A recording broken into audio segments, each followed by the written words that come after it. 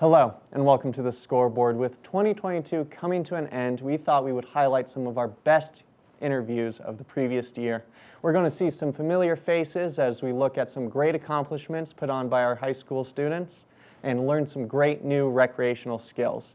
To start us off, we're going to talk about Carly Woodbridge, who single-handedly started the Battle Mountain girls softball program this year and made it a huge success and hopefully something that these students will love for years to come.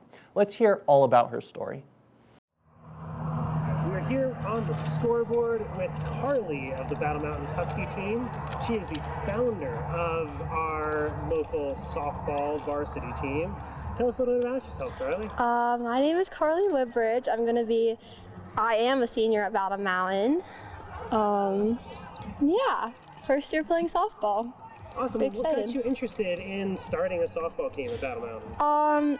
It was more of where we never really had a girls softball team at Battle Mountain. We didn't have enough fall sports. We were currently offset by 2 girl sports. We had to even that out. What do you mean by offset?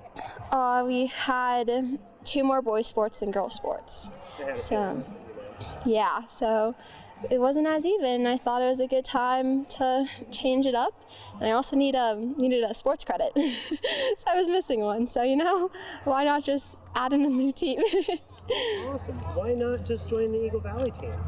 Well, that was the first question freshman year, was if I wanted to play, just going at Eagle Valley, but the commute is really hard, especially being a freshman with the drive, and that would mean we have to miss at least 20 minutes of our last hour class, making it very difficult to get the commute over here. That totally makes sense. Mm-hmm. I remember when I was in high school commuting from Eagle to Battle Mountain to play hockey. So what year are you now? I'm going to be a senior, or wait. Going to be a senior? I am a senior right now. You currently are? I am currently a senior. Okay, awesome. So would you kind of think of this as your legacy then? Softball team? I wouldn't say that, because while most people say you're the one that started the team, it was never just me, because I had so many adults that really helped me throughout the way, like Gentry Nixon and Katie Jarneau and David Steinbeck and Harrison Stevens, and they always helped me through the whole thing, and I can never just say it was just me. And it was even the girls that helped out, like Sophia DeLapa and Sarah Hawkins. They always were there along the way, so I can never really just say it was my legacy, while it was everyone's legacy. This is like it's the whole team's legacy. So I take it by that statement, then there was a lot of enthusiasm to start the team? Yes, there was. The idea first started up this time last year, was around the first meeting I had with Miss Nixon about it, and it was a small idea and more of like a joke of, let's add a new sports team, without realizing how much work it would be. And once the word got around, all these girls got so excited, and I had a little notes section started in my phone of all these girls that wanted to get involved and help out from all different grades too, and even from different schools like Vail Christian and a little bit of EMS, and even from like the 8th graders and the 7th graders, all wanting to help out. And even parents coming to me saying, I have a daughter in 8th grade. When she gets to high school, she's totally going to come play with you guys. So.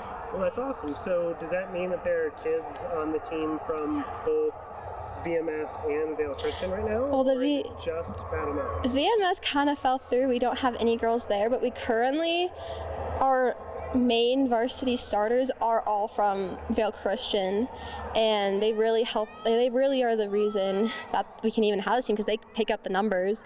And like our catcher, our pitcher, our shortstop, even our backup second base, they're all from Vail Christian. They come out and they all play with us, which is amazing to know that we have a good community going on.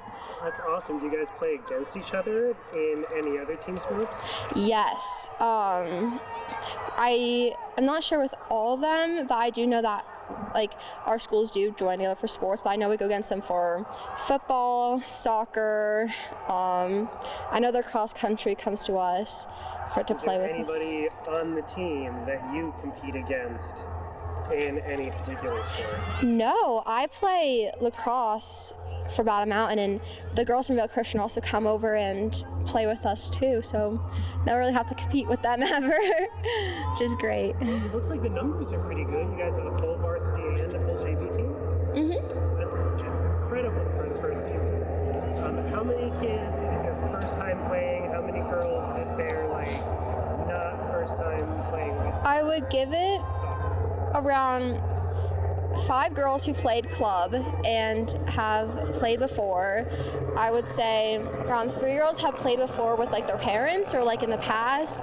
There was a couple girls, I played in middle school, so there's some background knowledge, but most of us, it's our first time playing. We had to get new gloves, all new stuff, and so many of the girls have improved so much where it's crazy to look at it.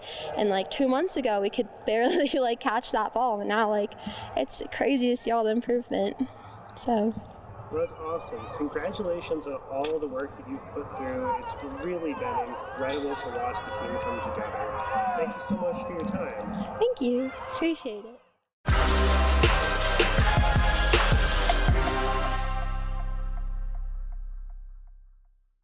Some of the best moments of the show is when we all could learn a new skill. The very wonderful Mark Sassy took our very own Maddie Evans out onto the Eagle River and taught her a little bit about fly fishing. Let's take a look.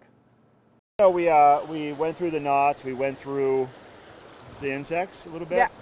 Yeah. You're geared up, and now the fourth piece of it all is, for one, you have a fly rod. We make sure we have the right flies tied onto it. And then we also try to figure out where in the river do you go and fish, because you can't just fish anywhere and expect to catch fish. Right. The fish congregate in certain areas for certain reasons, okay? So, if you were a fish in the middle of the summer, Yeah. and you understand that warmer water temperatures Are unhealthy. are unhealthy, and you know that the water is colder the deeper you go, right? And the more in the shade you are.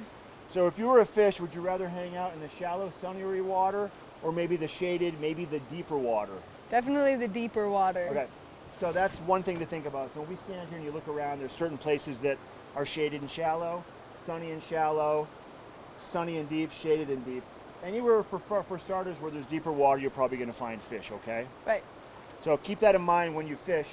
The guides obviously will take you out and show you where to cast and how to cast and what you're supposed to do with the rod to manipulate it to present the fly to the water so it looks as natural as possible to the fish. Okay. If you cast the rod out and your fly hits the water and then the current starts dragging your fly faster than the water's moving, it doesn't look natural. The fish probably won't eat it. Right. Okay? So we have a technique, it's called mending, where you actually create slack in your line after you cast it. So you get as long of a natural float with the speed of the current as you can with your fly. Okay. And mending is a big part of fishing with the dry flies. It's a big part also with the indicators and the nymphs, but it's more with the dry flies because they're so affected by all the currents, and they're honestly supposed to just sit on top of the water and float as calm as possible. Okay? On the flip side of that, Got it. Flip if you're a side. grasshopper and you live in a tree or live on the shore, okay, let's just say Maddie's a grasshopper. I'm a grasshopper. She lives in the bushes. I And live she's in the on bushes. a branch, and the wind comes and knocks you off the branch into the water, okay? I'm gonna panic to get out of there Okay, as quickly as perfect. possible. So when you're fishing with a grasshopper, it's not as imperative for it to float as calm as possible because in real life, grasshoppers are panicking a little bit. Right. So they're gonna flutter around a little bit. So if that fly moves every once in a while, it's okay, Okay. all right? If you're fishing with a tiny little dry fly that is very well aware of being in the water, they're gonna sit perfectly still. So if you can't make that fly sit still, the fish is gonna know and it probably won't go up and eat it, okay? Okay. All right, with that being said, this is a short fly rod. This is a 7-foot 3-weight rod. Most of the rods we fish with are 9-foot 5 weights. That's pretty common. But for smaller water, smaller flies, this is a great rod, okay? Okay. Rods come in different stiffnesses like skis and golf club shafts, right? Got it. This one's got a real soft front end, so it's going to be real noodly, okay? They make rods that are much stiffer for different applications, okay? Got it. Okay, so once you figure out what the application is you're going to fish in, if you end up fishing down the road, then that's the direction you go with finding the right action for your rod, okay? Got it. Okay. We tied on the hopper. It's pink. Tied on the hopper. And what do we have behind it, Maddie? The hook and a little dropper. That's a dropper behind it, okay? So a hopper dropper. So this is going to float on the surface, and this one is going to sink down, a couple feet, Okay. okay? If the fish eats that one, this one's going to disappear. Got it. Or the fish might actually come up and eat that. Okay. But first, I want to kind of show you a little bit of casting so you can Okay. kind of start with that. So let's come back over here. We're going to cast kind of in that direction, okay? All right. So, did Got you ever it. spin fish have you ever used a Yeah. spinning rod? Yeah. So really, it's all, with a spinning rod, Maddie, it's all about the weight of the lure that sends it out to the target, right? Right. Right, does that make sense? Yeah. All you do is press the button and cock your wrist and let it go. Right. With a fly rod, there's no weight built into these little flies, right? So you can't rely on the fly. You got to rely on yourself. You got to rely on yourself partially, but it's all about the casting motion to get the fly out to the target. So unlike spin fishing where you just go back and you whip it, you got to have a little rhythm to it, okay? It's not about power, it's about finesse. Got it. All about the finesse. Especially with a smaller rod and smaller water. So I'm going to pull out some of this fly line and show you some of the basics, okay? Okay. We bring it back and we just gently toss it out, right? Okay. And then you follow it. See that? Yep. We're not doing a lot of this. We don't need to. We'll pull out a little more fly line and we'll gently toss it out, okay? And we'll follow it. That's pretty natural, right? Yeah. Okay. If we need to do a mend, basically after you cast, you take the tip of the rod, picture it like a paintbrush, and you're going to paint your fly line into a backwards C with a fly line, okay? So like this. You go like this, and then we're going to go like that with it, right? See how we made a big loop now? Yeah. Now once we do that, the current's going to affect that first and not your fly. So when you're fly fishing, mending is a big piece of it all the time.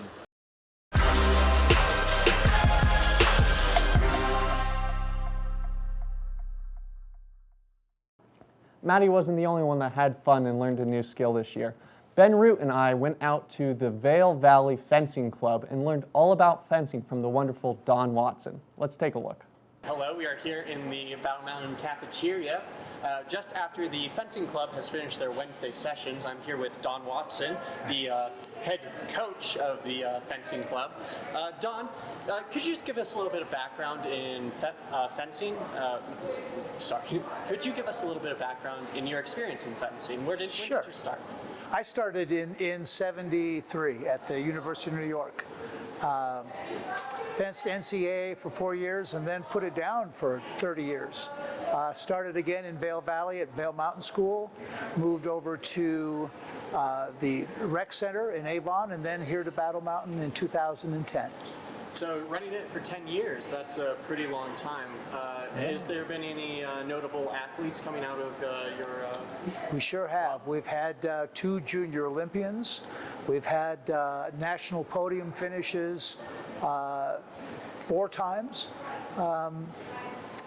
Nationally ranked fencers coming out of the club and a lot of internationally ranked fencers coming through. That's pretty awesome. Why don't we go in about the club? What days are you available and what times? We're available on Wednesdays from 3:45 till 5-ish, and from 11 to 1 on Saturdays. Both times here in the At the cafeteria. at the cafeteria. Yeah. Who is this available to? Is it only students or can anyone join? Oh, it's available to absolutely anyone. As long as I don't have to change a diaper on either end, you're very welcome to come and fence. We have 7-year-olds and 70-year-olds. And what sort of skill level do you need to be to come and join the club? None. So No. you build people from the ground up and teach them all the Absolutely. basics? That's the whole idea of the club, is to be outreach. Very cool. Yeah, definitely an interesting sport that I don't think a lot of people are very familiar with. Could you just go over some of the basics of fencing, what the main goals are, and Sure, sort of different types of fencing? Fencing's pretty easy. Some of them are harder, some styles are harder to understand than others. Foil and saber is difficult to understand because there's a very involved referee who's deciding who attacked first and who defended last. But in epee, it's pretty easy to watch, where you're just trying to get the other person anywhere on their body with the tip of your epee. It's like playing tag at 100 miles an hour. For people potentially interested in fencing, what would be some things that you would suggest for them to do?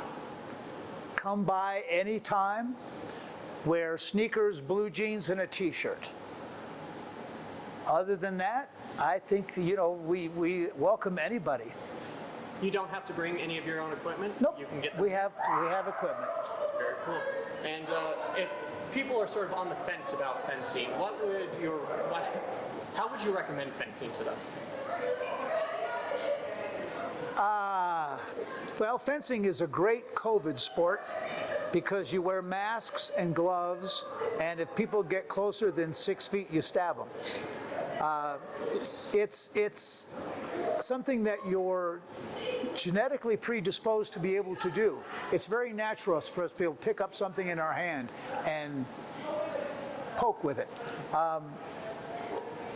And basically, it's just a lot of fun. I try to make it enjoyable for people so that it's not like ballet, it's not a dance class, there's no commitment, there's no minimum time or payment. Come by and just try it. Give it a shot. If you like it, we'll get you all set up. Well, thank you very much, Don. Thank you, Brett. I appreciate Especially you. for having us in, and we did it today, and it was an absolute blast. So, who's the better fencer, you or Ben? Actually. Awesome, you guys. Thank you very much.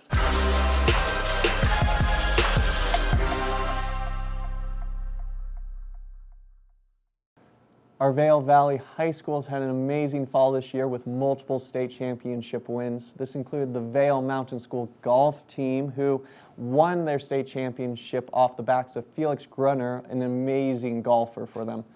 We had an interview with him before the tournament to see how he felt, and it was a great interview. So let's take a look at it. Hello everyone, we are here at the Vail Golf Course, here with Felix after their big tournament in Carbondale this Tuesday.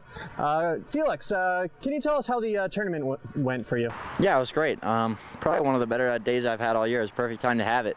Ended up shooting 70, team shot at 225 total. We all played pretty good.